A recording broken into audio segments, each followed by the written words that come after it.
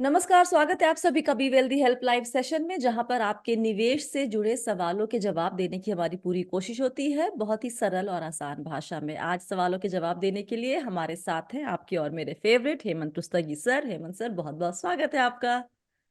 Thank you Swati, thank you. और आगे बढ़ने के पहले बी वेल्दी का जो सब्सक्राइब बटन है उसको जरा क्लिक कर दीजिए, ताकि हमारे आने वाले सभी वीडियोस के अलर्ट आप तक तुरंत पहुंच जाए। अब शुरू करते हैं सवाल जवाब का सिलसिला। पहला सवाल लेते हैं यहाँ पर हिमदा जी का। आई होप कि मैंने नाम सही प्रोनाउंस किया है। उन्होंने पूछा है कि आप मिड कैप मोमेंटम फंड को हम कैसे देखते हैं और क्या ये हमारे पोर्टफोलियो का हिस्सा होना चाहिए। हालांकि सिर्फ दो ही फंड है मिड कैप मोमेंटम सो कॉल कैटेगरी में, लेकिन क्या सैटेलाइट पोर्टफोलियो का हिस्सा हो या कोर का, या फिर कोई जगह ही नहीं है।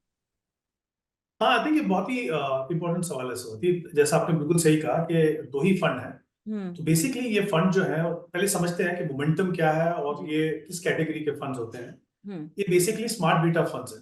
जी। राइट। हम नॉर्मली क्या जानते हैं कि एक एक्टिवली मैनेज फंड होता है जहां पे हम्म। फंड मैनेजर आपका पैसा मैनेज करते हैं अपनी हम्म। इन्वेस्टमेंट स्ट्रेटजी फिलोसफी के हिसाब से।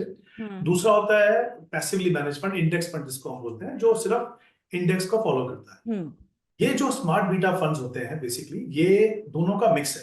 हम्म। इसमें एक इंडेक्स तो रहता ही है, लेकिन इंडेक्स में से कुछ स्टॉक्स को चुना जाता है। जैसे अगर हम निफ्टी 150 मिड कैप मोमेंटम 50 की बात करें, जी। तो वहां पे 50 स्टॉक्स को चुना जाता है मोमेंटम के हिसाब से। हम्म। तो जहां स्मार्ट बीटा की बात करते हैं उसमें मोमेंटम फंड भी आते हैं। हम्म। राइट। हम्म। उसमें क्वालिटी फंड्स भी आते हैं, उसमें हम्म। लो वॉलेटिलिटी फंड भी आते हैं, उसमें इक्वल वेट फंड भी आते हैं। तो ये कुछ फैक्टर्स फैक्टर्स। हैं जिसके हिसाब से ये स्मार्ट बीटा फंड्स को बनाया जाता है। जी। अब क्योंकि हम मोमेंटम की बात करें तो समझते हैं कि मोमेंटम, एक तो हमने समझ लिया कि स्मार्ट बीटा फंड है। हम्म। right? और ये दोनों का मिक्स है, एक्टिवली और पैसिवली मैनेज स्ट्रेटजी का। करेक्ट। मोमेंटम में क्या देखा जाता है कि पिछले 6 से 12 महीने में, मतलब यूनिवर्स में, मिड कैप का यूनिवर्स क्या है, 150 स्टॉक्स है। उसमें से कौन से ऐसे 50 स्टॉक हैं जहां पे प्राइस मूवमेंट देखने को मिला ज्यादा। हम्म। राइट। और उसको फिर वॉलेटिलिटी के लिए एडजस्ट किया जाता है। ऐसे नहीं कि आप खाली प्राइस मूवमेंट देख रहे हो, वॉलेटिलिटी भी एक इंपॉर्टेंट फैक्टर है। तो हम्म। इसके बाद में एक नॉर्मलाइज मोमेंटम स्कोर बनाया जाता है। राइट। ओके।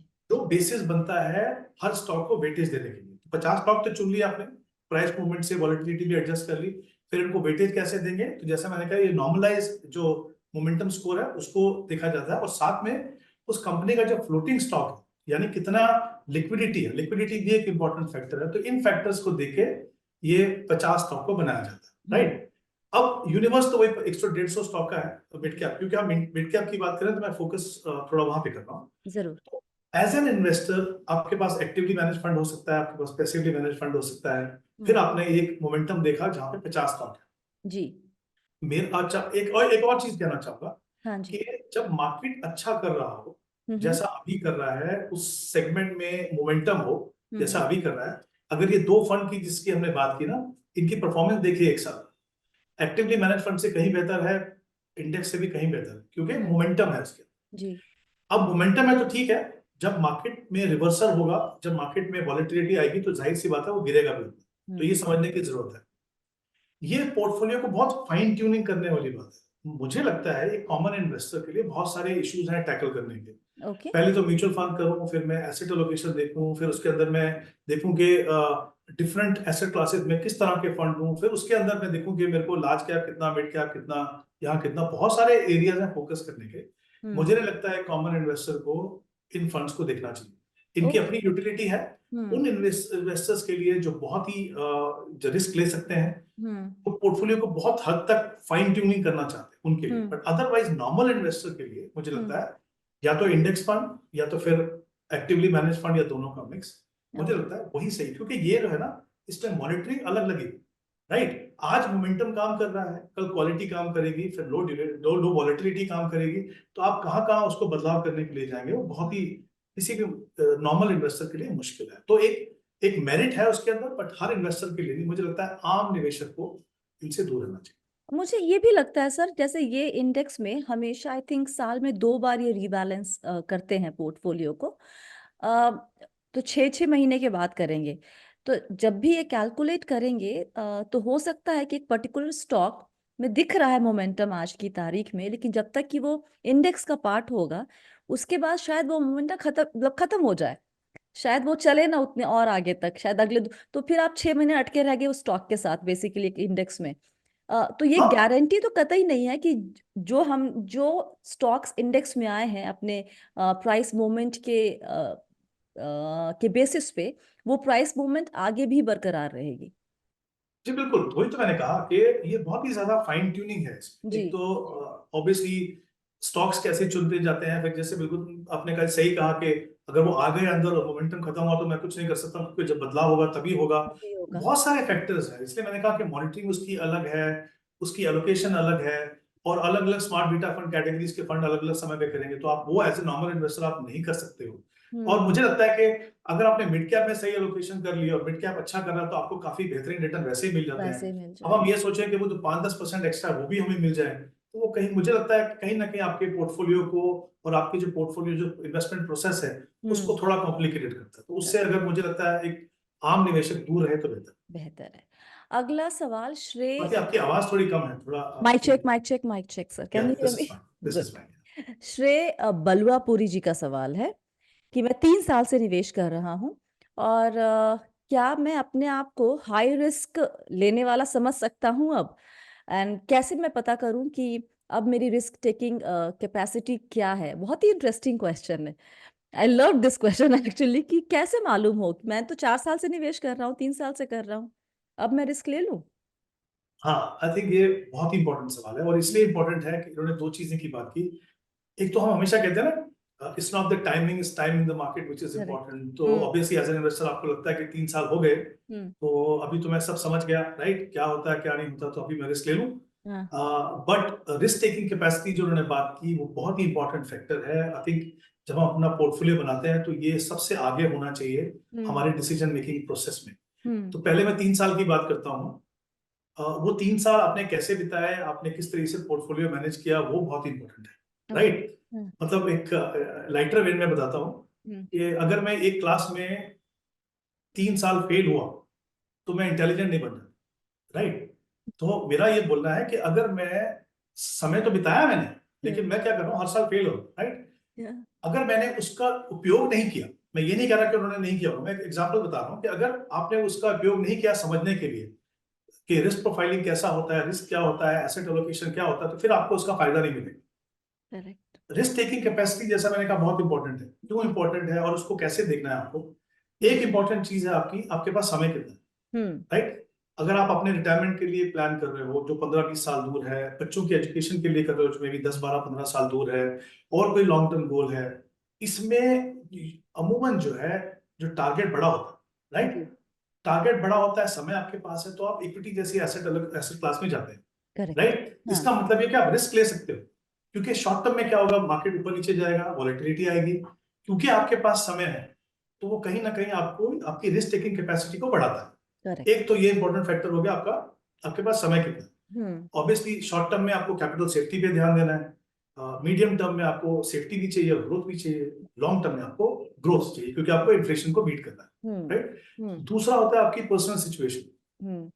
राइट। आपको समझ में है कि ये इक्विटी मेरे को अच्छा रिटर्न देगी, लेकिन आपकी पर्सनल सिचुएशन ऐसी हो सकती है, आपकी लाइबिलिटीज हो सकती हैं, आपकी पर्सनल रिस्पॉन्सिबिलिटीज हो सकती हैं, कि आप चाहते हुए भी ज्यादा रिस्क नहीं ले सकते, क्योंकि आपको लगता है कि अगर कुछ हुआ तो फिर मेरे लिए प्रॉब्लम है, करेक्ट। राइट। तो वो कहीं ना कहीं आपको रोकता है, थोड़ा सा कंजर्वेटिव बनता है, करेक्ट।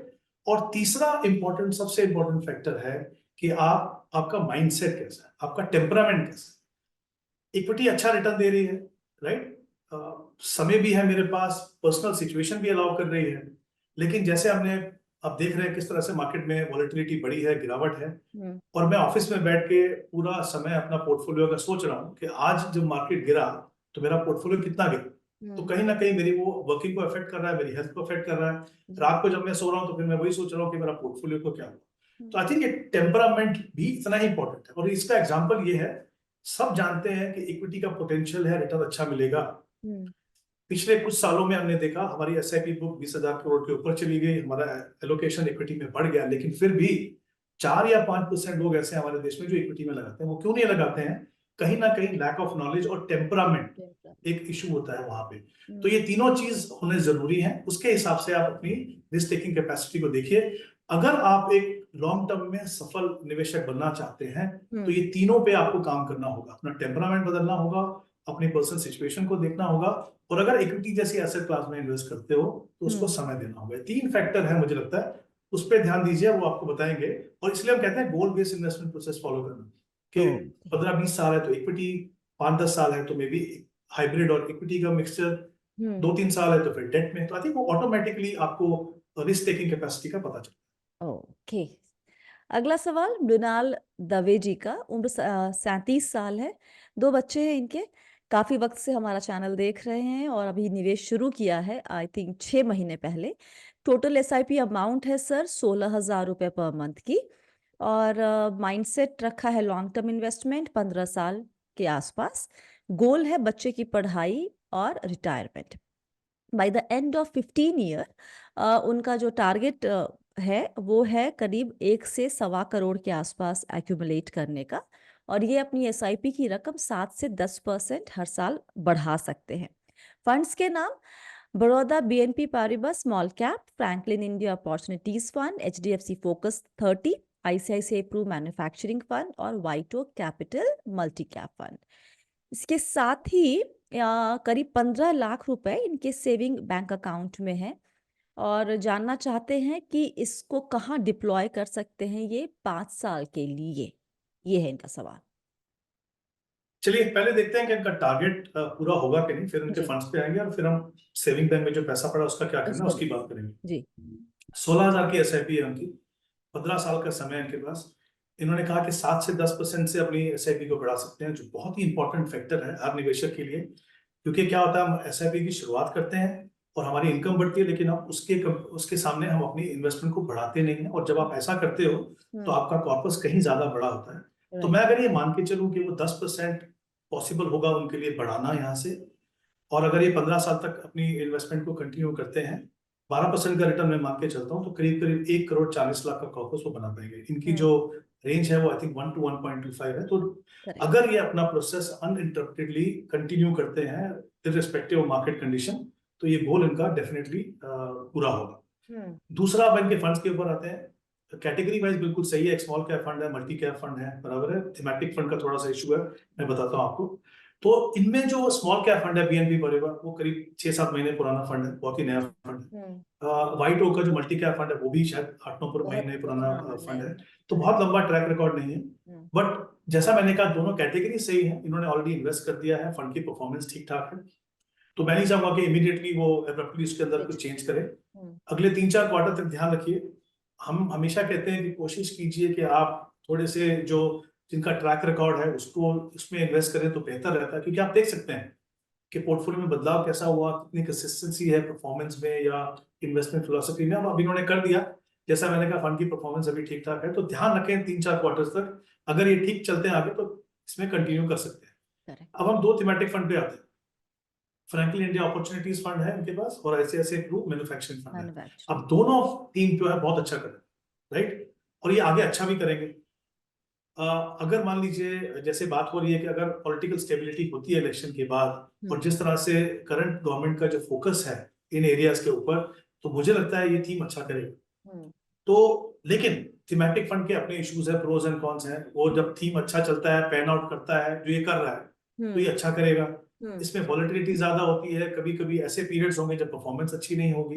तो हम नॉर्मली इन्वेस्टर्स को बोलते हैं कि जब 15 साल के लिए इन्वेस्ट कर रहे हो ना, तो थीमेटिक फंड से दूर रहिए, क्योंकि अगर थीम अच्छा है तो फंड मैनेजर आपको एक्सपोजर देगा, वो आपको उससे ऐसा नहीं हो कि आपको एक्सपोजर नहीं मिलेगा। बट फिर से मैं कहूंगा, क्योंकि इन्होंने ऑलरेडी इन्वेस्ट कर दिया है, अगर ये ऐसे निवेशक हैं, उनको लगता है, कॉन्फिडेंट है कि इसको ट्रैक कर पाएंगे, और जब उनको लगेगा कि थोड़ा स्लो डाउन या चेंज करने की जरूरत है, तो मैं चाहूंगा वेल डाइवर्सिफाइड फंड जैसे लार्ज एंड मिड कैप उसको ऐड करें। चाहे तो कंटिन्यू कर सकते हैं, अगर उनको कॉन्फिडेंस है कि वो इसको ट्रैक करके आगे समय पे बदल सकते हैं, वो कर सकते हैं। फिर एचडीएफसी फोकस 30 फंड है, बहुत ही बेहतरीन फंड है। जैसा कि नाम से पता चलता है, फोकस है, मतलब कंसंट्रेटेड बेट्स लेता है स्टॉक्स के अंदर। एक flexi cap kind of category में आप कह सकते हो, जो पोर्टफोलियो में हो सकता है। तो ओवरऑल इस समय पे ये अपने इन फंड के साथ कंटिन्यू कर सकते हैं। बट मैंने कहा, जैसे कुछ चीजों पे उनको नजर रखने की जरूरत है। अगले 3-4 क्वार्टर्स शायद क्रूशियल होंगे, जो नए फंड्स हैं उनकी परफॉर्मेंस के लिए और थीम्स के लिए भी, आगे कैसे पैन आउट होता है, तो इसके ऊपर ध्यान रखिए।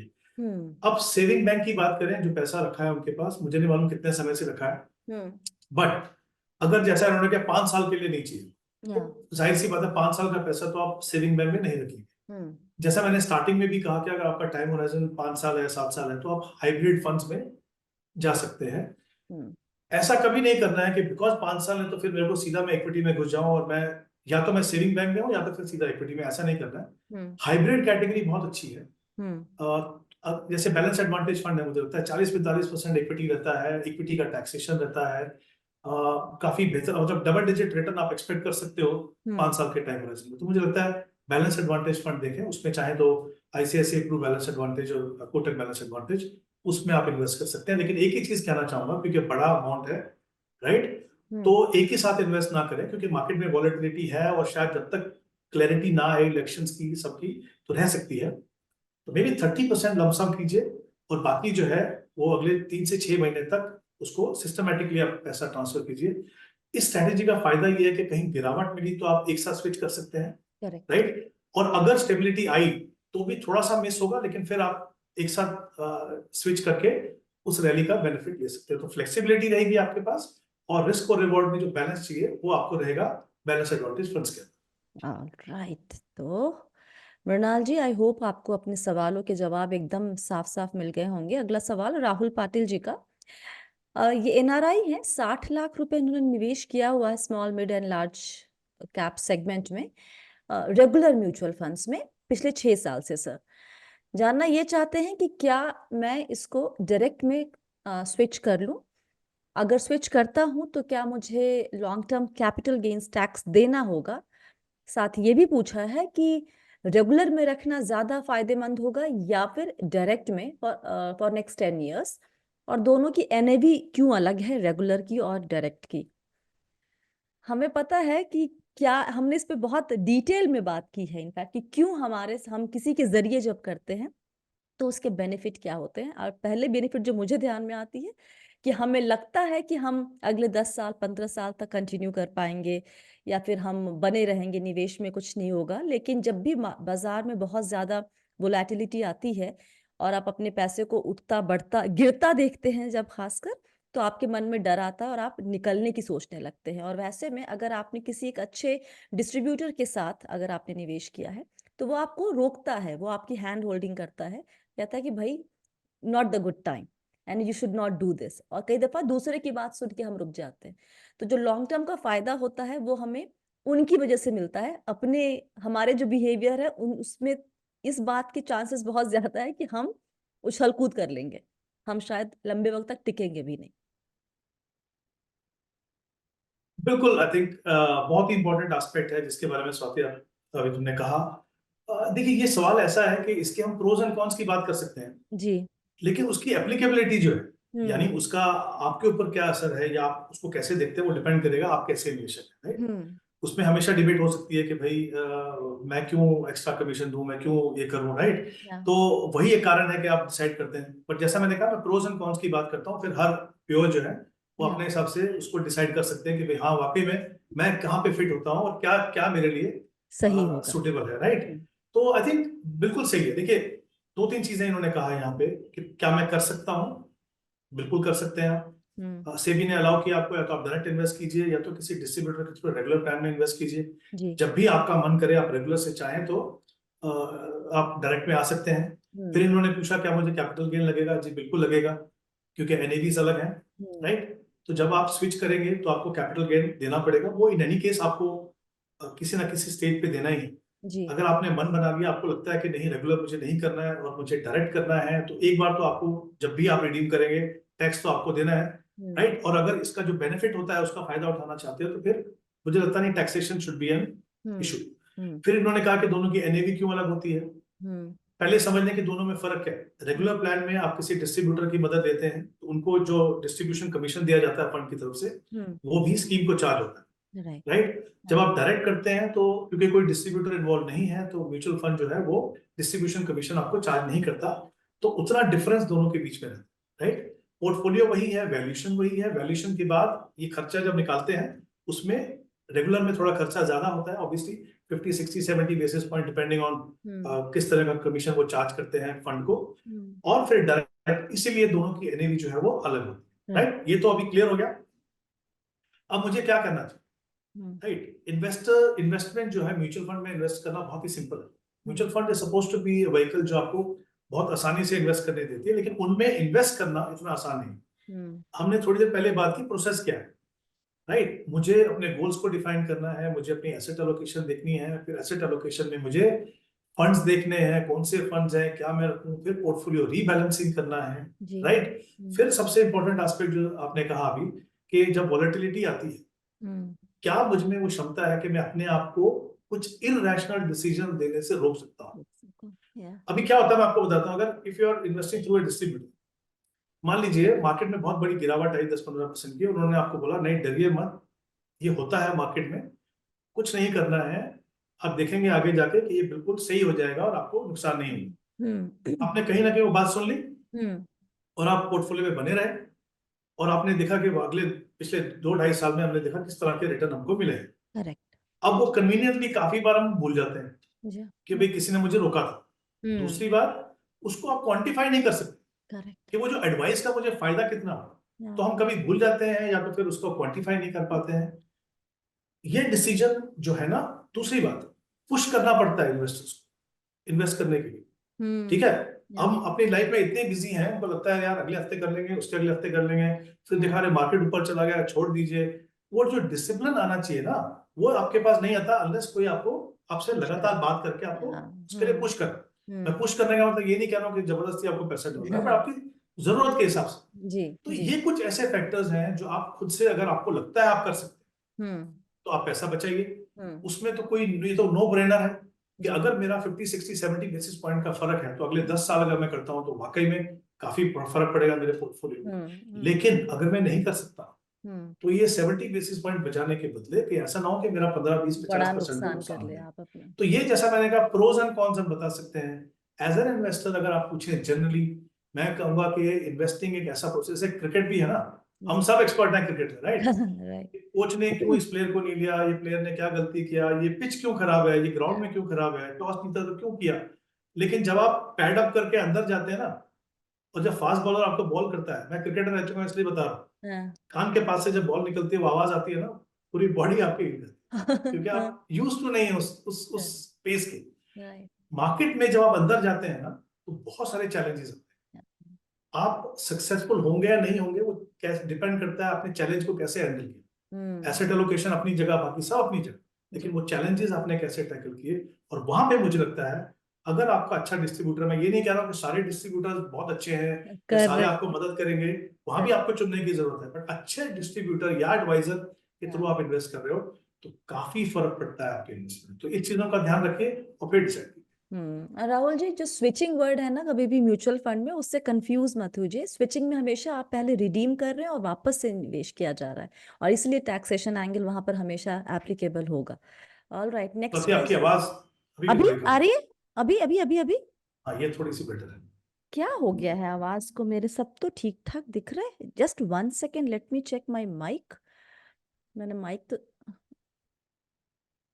ओ, ओहो, कुछ तो इशू है माइक का। इसलिए मैं बोल रही हूँ कि अभी आवाज कैसी है? हाँ, बेटर, थोड़ी बेटर। पहले से बेहतर है ये हाँ, ये माइक? ठीक, ये ठीक, ये पूरे में माइक मेरा एक्चुअली सिस्टम से उठा रहा था, और ये यहाँ से आवाज ही नहीं जा रही थी। ये ओके, क्यों हुआ मुझे नहीं पता, ओके। लेकिन आई होप कि बाकी आवाज ठीक ठाक आई हो अभी। चलिए कोई बात नहीं, आगे देखते हैं। अ, अगला सवाल संयम जी का है, SANYAM। 33 साल इनकी उम्र है, और ये 45 साल की उम्र में 12 साल इनके पास है, एक अच्छा खासा पोर्टफोलियो या फिर फिनेंशियली इंडिपेंडेंट होना चाहते हैं। फिलहाल 60,000 रुपये पर मंथ निवेश कर रहे हैं पराग पारिक फ्लेक्सी कैप में, और वहां पे अभी जो है उसकी वैल्यू 15 लाख तक निवेश कर चुके हैं, 25 लाख उसकी वैल्यू है। 40,000 और निवेश करना चाहते हैं स्मॉल कैप फंड में, जैसे कि SBI स्मॉल कैप या फिर क्वांट स्मॉल कैप। समझना ये चाहते हैं कि कितना पैसा ये निवेश करे ताकि इनके पास एक अच्छा कॉर्पस हो जाए, जिससे वो 2 लाख रुपए पर मंथ SWP कर सके। 12 साल के बाद तुरंत SWP नहीं करेंगे, उसके बाद वो 3-4 साल तक इंतजार करेंगे, और 12 साल के बाद रिटायर होने का भी प्लान नहीं है, लेकिन वो चाहते हैं कि वो इस हालत में रहे कि ज़रूरतें घर की पूरी होती रहें और ये अपना कुछ काम अगर शुरू करना है या कुछ भी इनको करना है, उसको परस्यू कर सकें। तो सर इनका बेसिकली क्वेश्चन है कि इनके पास कॉर्पस कितना होना चाहिए सो दैट कि he can have 2 lakhs per month का एसडब्ल्यूपी वहां से। आई थिंक ये भी काफी इंपॉर्टेंट सवाल है। आई मीन एक बात बोल सकता हूँ स्वाति, जितने भी क्वेश्चंस हैं आज मुझे लगता है बहुत ही इंटरेस्टिंग, बहुत ही इंपॉर्टेंट क्वेश्चंस हैं। जी। ये सवाल अगेन बहुत लोग पूछते हैं, राइट? आपने भी देखा होगा कि बहुत सारे लोग हैं अभी सडनली बोलते हैं कि मेरे को 45 में रिटायर होना है, I want to live a good life, right? Hmm. तो वर्क लाइफ बैलेंस चाहिए, मुझे सब कुछ चाहिए, वो अच्छी बात है।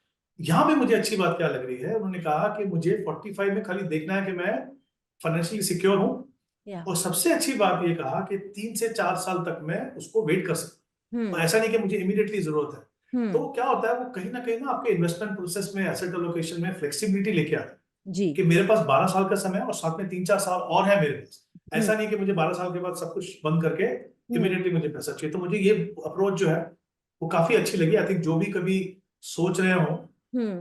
कि भाई अर्ली रिटायरमेंट करना है, तो थोड़ा सा फ्लेक्सिबिलिटी करके चलिए, और जी। फिर सिचुएशन को आप एसेस कीजिए, तब जी। डिसाइड कीजिए। ओके। अब इनकी सिचुएशन पे आते हैं।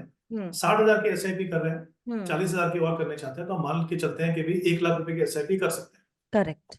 अब 12 साल का समय है इनके पास, और हम्म। 3 से 4 साल इन्होंने कहा और है इनके पास, हाँ। अगर चाहे तो वेट कर सकते हैं। तो मैं वो 16 साल का समय मान के चलता हूँ, जी। ताकि उनको और क्लैरिटी आ जाए कि वाकई में वो उनको 4 साल की जरूरत है कि नहीं। करेक्ट। तो 25 लाख जो आज की वैल्यू है पारंपरिक फ्लेक्सी कैप में, वो 16 साल तक ग्रो करेगी। जी। और 1 लाख की जो एसआईपी है, हम वो ये मान के कंटिन्यू। चलते हैं कि वो 12 साल तक एसआईपी करेंगे। जी। उसके बाद जो कॉर्पस बनेगा वो 4 साल तक ग्रो हम्म। होगा, राइट? 12% का अगर मैं रिटर्न मान के चलूं, जैसा मैंने पहले भी कहा, तो करीब करीब 6 करोड़ 60 लाख का कॉर्पस बनेगा। ओके।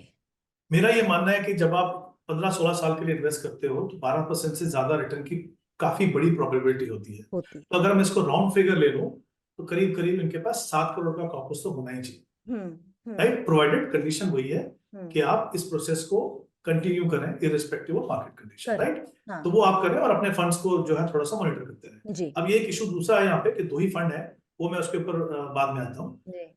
एसडब्ल्यूपी की जो इशू है, हम कहते हैं हमेशा के 5 या 6% निकालिए, hmm. Okay, hmm. Post tax. Post. अब क्योंकि अगर आप मान लीजिए इक्विटी फंड में इन्वेस्ट कर रहे हो, और बाद में अगर आप उसको बैलेंस एडवांटेज फंड या ऐसे फंड में लेके भी जाते हो, तो भी इक्विटी की taxation at least as of now, तब जाके क्या होगा बोल नहीं सकते, बट अगर हम आज प्लान कर रहे हैं तो इक्विटी की टैक्सेशन मिलती है हमको। और फिर उसके अलावा 3-4-5% का ग्रोथ आपको फिर भी मिलता रहेगा वहां पे। तो 42 लाख रुपीज आप हर साल निकाल सकते हैं 7 करोड़ से 6% में। तो करेक्ट। करीब करीब 3,30,000 रुपए हर जी। महीना वो निकाल सकते हैं। इनका टारगेट है 2 दो लाख। लाख जी। राइट? वो भी मैं बता दूं, आज हमको लगता है 2 लाख, आगे आपका लाइफस्टाइल कैसा है, वो कैसा, वो बदलेगा। तो जी। ये आपको एक फ्लेक्सिबिलिटी दे रहा है कि आपके पास 1,30,000 एक्स्ट्रा है। अगर हम्म। आपको लगता है आगे जाके कि हम्म। भाई बढ़ेगा, तो भी आपके पास प्रोविजन है। तो इस तरीके से ये इनके लिए काम करेगा। अब मैं फंड्स के ऊपर आता हूँ। पारंपरिक फ्लेक्सी कैप बहुत अच्छा फंड है, हम जानते हैं। फ्लेक्सी कैप में कुछ पैसा यूएस में भी इन्वेस्ट करता है, कंसिस्टेंट परफॉर्मेंस है, आप कर सकते हैं। स्मॉल कैप भी एक अच्छा कैटेगरी है। उन्होंने कहा एसबीआई क्वांट की बात करें तो वो जी। क्वांट रख सकते हैं मान लीजिए। हम्म। तो 16 साल के लिए स्मॉल कैप फंड भी सही है। मेरा ये मानना है 2 कैटेगरी इनके पास और चाहिए। ओके। एक मल्टी कैप फंड हम्म। जो कोटक मल्टी कैप हो सकता है, एक लार्ज एंड मिड हम्म। जो Motilal Oswal large and mid. एक रिकमेंडेशन दे रहा हूँ, आप देख हम्म। सकते हैं अपने आप से। हम्म। 4 फंड रखिए, चारों में 25-25 हजार रुपए इन्वेस्ट कीजिए, ओके। वाई सो? राइट? मैं बताता हूँ आपको। इक्विटी के अंदर तीनों सेगमेंट की अलग अलग इंपॉर्टेंस है, जी। बराबर है? हाँ। अब आपने क्या किया, एक लार्ज कैप ओरिएंटेड में चले गए, एक स्मॉल कैप में चले गए, आपने मिड कैप को पूरा बाहर कर दिया। इग्नोर कर दिया। मिड कैप कंपनी कौन सी है? टॉप 250 कंपनी में से 150 कंपनियां मिड कैप की हैं। जी। मिड कैप से ही लार्ज लार्ज कैप। कैप बनते हैं, और स्मॉल कैप से मिड कैप में आते हैं। आप उस सेगमेंट को छोड़ नहीं सकते। हम्म। तो मुझे लगता है, मैं ये नहीं कह रहा कि आप मिड कैप फंड में, इसलिए मैंने कहा एक लार्ज एंड मिड ले, जिसमें मिनिमम 35% दोनों सेगमेंट में जाएगा, और हम्म। 30% फंड मैनेजर डिसाइड करेंगे। मल्टी कैप में तीनों सेगमेंट आएंगे 25-25%, और 25% फंड मैनेजर डिसाइड करेंगे। तो ये क्या होता है, अगर आप इस कैटेगरीज के साथ बनते चलें, तो जो ऑटोमेटिक रीबैलेंसिंग करनी पड़ती है ना आपको, सेगमेंट से कहाँ जाऊं जाऊं, आपको उसकी चिंता करने की जरूरत नहीं, फंड मैनेजर आपके लिए करेगा। ये करने की जरूरत है, मुझे लगता है कि थोड़े बदलाव रखें इसमें, और ये पॉसिबल है उनके लिए कि वहां तक पहुंच के जितना पैसा उनको चाहिए वो हो जाए। क्या सारे क्वेश्चन आंसर किए मैंने, कुछ और रह गया इसमें? नहीं, सारे आंसर हो गए इसमें। वक्त हो चुका है, तो 2 क्वेश्चन बस क्विकली और लेते हैं और फिर इसको हम खत्म करेंगे आज। हैरी सिंह जी का सवाल है, 40 साल उम्र है इनकी, 45 लाख उन्होंने इक्विटी में निवेश किया है थ्रू डाइवर्सिफाइड फंड्स। इनके पास 50 लाख पीपीएफ में है।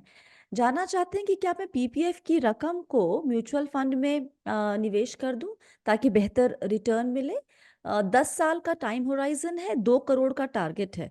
सर अगर ये 45 लाख को ही कंटिन्यू करते हैं, उसी की वैल्यू हो जाएगी करीब ऑलमोस्ट 1.39 करोड़। ऑलमोस्ट है शॉर्टफॉल, लेकिन फिर भी क्लोजर टू द गोल। पूरा का पूरा पीपीएफ शिफ्ट करना क्या सही स्टेप होगा? देखिए, अगर हम सारे एस्पेक्ट को छोड़ दें, नंबर्स के हिसाब से देखें, हाँ। ऑब्वियसली इक्विटी में इन्वेस्ट कर रहे हैं, वो देख रहे हैं कि उनको जो रिटर्न जो मिल रहा है वो पीपीएफ से कहीं बेहतर मिल रहा है। बेहतर मिल रहा है। प्योर प्योर नंबर्स तो आपको ये बता रहे हैं कि 10 साल का समय है, इक्विटी जी। इससे बेहतर करेगी, उसमें कोई डाउट नहीं है। हम्म। लेकिन जैसा आपने भी कहा, बिल्कुल सही है, खाली रिटर्न देख के आप इन्वेस्ट नहीं कर सकते हो, आपको कुछ और चीजों को देखने की जरूरत है, जिससे हमने पहले भी बात की। जी। यहाँ पे ये देखना पड़ेगा कि जो 50 लाख है पीपीएफ में, हाँ। वो उनके ओवरऑल पोर्टफोलियो का कितना हिस्सा है। हमें हम्म। नहीं मालूम है कि उनके पास और स्टॉक्स में इन्वेस्टमेंट कितनी है, हम्म। हमें नहीं मालूम है कि बैंक डिपॉजिट में कितना पैसा है, हमें नहीं मालूम है कि और कहीं और इनका इन्वेस्टमेंट है कि नहीं। हम्म। अगर ये बहुत साइजेबल पार्ट है आपके पोर्टफोलियो का, तो कहीं ना कहीं आपकी पूरी एसेट एलोकेशन को बदलेगा, तब आपको बहुत ध्यान से रखना पड़ेगा। हम्म।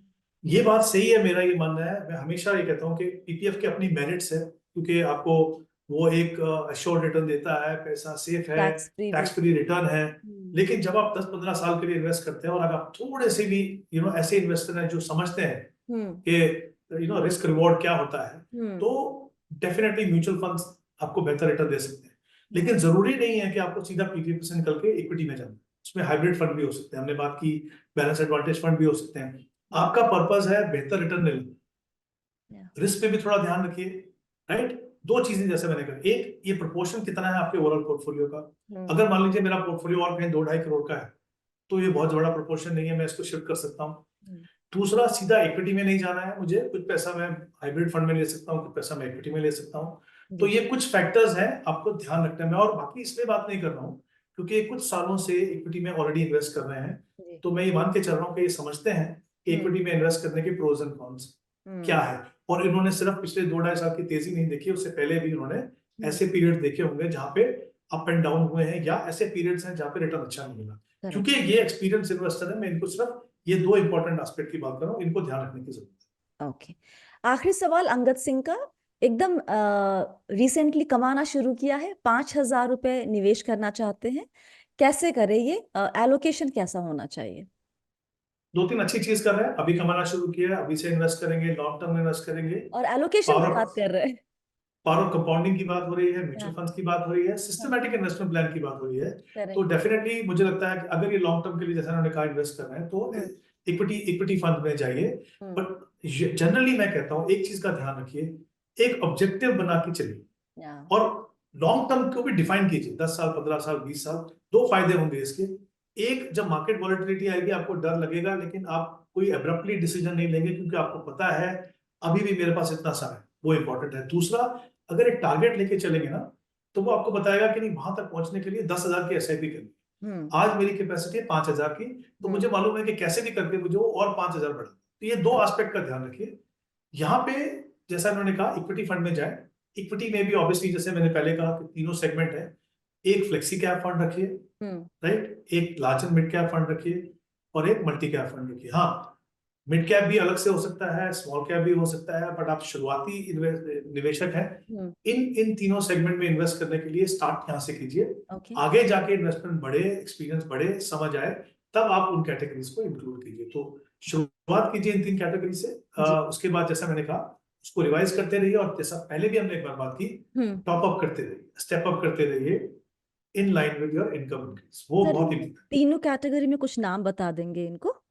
देखिए, फ्लेक्सी कैप में हमने कुछ फंड्स की बात की, जैसे हमने प्राग पर एक फ्लेक्सी कैप की बात की। चाहिए तो, अगर आपको थोड़ा एग्रेसिव फंड चाहिए विद इन फ्लेक्सी कैप, तो आप बॉन्ड फ्लेक्सी कैप देख सकते हो।